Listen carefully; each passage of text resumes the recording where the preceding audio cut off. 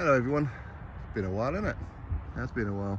Hope everyone's doing well. I don't often get a chance to upload videos, obviously with work and life in general, all that kind of stuff. Anyway, I hope you're all well. My plan is to get back to doing this on a more regular basis. Obviously not in this kind of video form. I'm just out and about, a little bit windy, so if the mic goes at times, I apologise. Now, obviously I've had a few messages asking me to cover last night's boxing card in Saudi Arabia, headlined by Beterbiev and Bivol, the rematch. Obviously it was a very, very good card. It's the greatest card of all time, as some people were saying. Well, I suppose it's open to your own preference and whatever else. Excellent card nonetheless.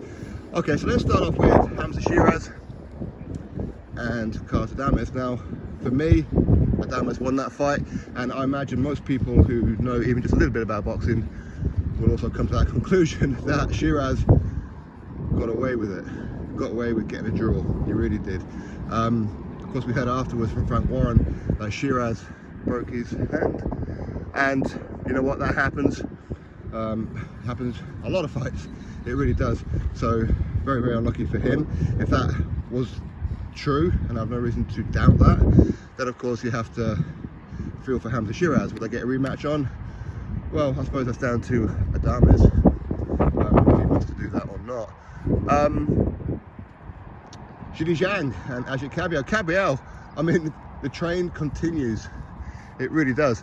When he beat Makhmudov, I thought, right, okay then, maybe he got lucky with that one, because obviously Makhmudov, he broke his hand and his arm in, was it the second round or something like that? And I thought, okay, you know what, maybe he's got away with it. Because for me, I never really rated Kabayel that much. Excellent performance against Derek Chisora in Monte Carlo all them years ago, which is the first time I'd ever really seen Agit Kabayel. Well, Derek Chisora, he turned up to Monte Carlo without his coach or anybody in his corner. But since then, of course, he was the European heavyweight champion, and he was supposed to defend that title against Joe Joyce, but he decided to vacate the belt instead. So I thought, okay, so he's not really interested in any kind of legacy. He just wants to defend that undefeated record, and fought pretty much nobody's right the way through until Riyadh season got underway last year. So of course, me and I'm sure a lot of you were questioning his heart, his desire, but of course that went over Makhmudov, that propelled him, and he's had some great wins, hasn't he? He really has. And to beat Zhang is no easy feat, is it? And the way that he was starting that fight by just going to the body, you know, just tip-tapping him here and there, is excellent tactics, and it worked. Slowed the old man down real early. Of course, he got clipped himself, went down in, was it round 5, if I remember rightly, but got back up and did a bit of a number on Zhang. Zhang looked very uncomfortable in that fight. All of his 40 odd years, are they catching up with him? Potentially, but excellent win for Kabayel. I'd love to see him take on, say, a Joseph Parker next, or someone like that. I would. A world title fight against Daniel Dubois or an Usyk, why not? Anthony Joshua fight. I'd like to see Kabayel get that kind of opportunity, because he deserves it. He really does deserve it. So big up to Agit Kabayel. Joshua Buatsi, Callum Smith. What a fight. What a fight. Of course, Callum Smith won that fight, and I don't think anybody can really dispute that, but Joshua Buatsi showed so much grit, so much determination in that fight, and gave it his all. Hurt Callum Smith on numerous occasions himself. And to be honest with you, before that fight, I thought Buatsi might win, because of the obvious, that obviously Callum Smith, he's lost and whatever before, but when that happens, a lot of fighters' heart goes, their spirit goes, and before you know it, you become a bit of a punching bag for those trying to climb the ladder. But that weren't the case at all. It really wasn't. So well done to Callum Smith. Joshua Buatsi, excellent performance. He's done himself no disgrace whatsoever. I think that's fair to say. Of course, you've got Joseph Parker and Bakole, and I think that's a talking point for a lot of people, with Bakole, a late replacement for Darren Dubois. Of course, this meant that Joseph Parker, his title shot that he's been waiting for a long time, of course he has He's had setbacks since he lost his title to Anthony Joshua some odd years ago. Of course, he lost to Dillian White, lost to Joe Joyce, quite spectacularly lost to Joe Joyce. And he's been on that comeback trail. He's had a couple of keep busy fights and what have you.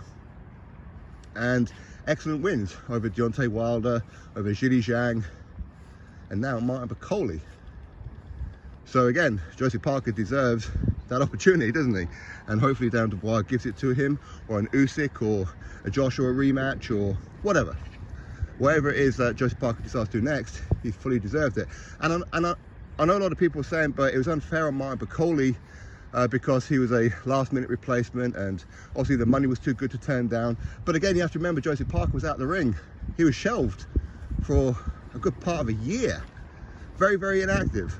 Very inactive. Martin Bakole has not been inactive, and in fact, he had a fight announced with F.A. Jagba, didn't he, in May? So of course he should have been in camp, or at least I think he was in camp, or he should have been in camp. So quite what people are saying about his fitness, I don't know. But at the end of the day, when it comes to fitness, you can't put fitness into a 2-rounder. You can't. Bit of jet lag and whatever, okay, cool. But again, you see, Billy Nelson, his manager and trainer, has to take responsibility for that, because didn't he put out there that his guy, Martin Bakole, would step in and fight Joseph Parker? Didn't he do that? Now, a manager is supposed to protect the fighter. He's supposed to look after your fighter, take the fights at the right time. Of course, they have to look out for their pockets and that as well, as in the fighters' pockets. Of course, you know what, they're going to get paid some money out of it themselves, of course. So it benefits them as well. But at the same time, don't throw your fighter under the bus. You can't do that. And too many times, Billy Nelson has said, oh, Martin will do this, Martin will do that, Martin will fight him, Martin will do that. Okay. Well, his bluff was called. There's a reputation for Martin Bakole as a boogeyman, but as I said, for 2 years ago, Martin Bakole just seems to want to fight prospects or old men. No one really in between. He lost to Michael Hunter some odd years ago. Arguably could have lost to Sergey Kuzmin at that time. Some people had Kuzmin winning. I'm not too sure if I agree with that, but some people did. But him stepping in, at the end of the day, all we hear from Martin Bakole being asked about sparring stories. Why is it down to fitness for Martin Bakole, a last-minute replacement, when sparring, most sparring happens when, guess what, fighters are not fit. So him punching up sparring partners could well have been when his sparring partners were also not fit. So you do have to look at his management and say, well, why did you put him forward? Was it a case of you're trying to keep his name in the headlines, as you've done many, many times before, and now this time your bluff was called? Well, at the end of the day, no matter what kind of shape he was in, at the end of the day, it's his responsibility to stay in shape, always stay ready, as I say. But ultimately, he went 2 rounds and he got clipped on top of the head.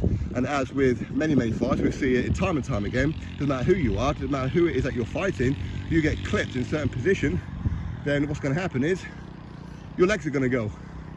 Did Billy Nelson stop the fight too early? Arguably. Little chavvies on fucking motorbikes. Little cunts, fuck off. But at the end of the day, you can't draw nothing into any kind of fitness when it comes to 2 rounds. You just can't. If Martin Bakole had a 12-week camp and was fully fit, round number two, I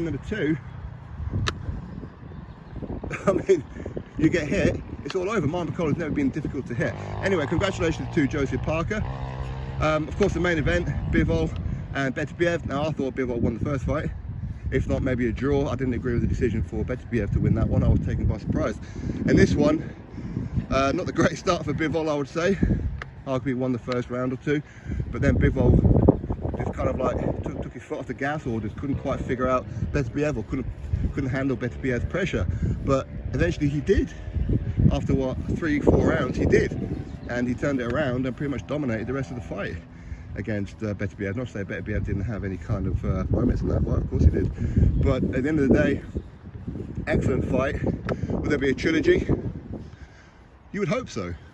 You would hope so. Now, I'm not really a big fan of trilogies, but of course it's 1-1. It would be nice to unbalance the score, if you like. Why not? Excellent fight. Both of them put on excellent performances in both fights. And who wouldn't want to see that fight again? Of course you would.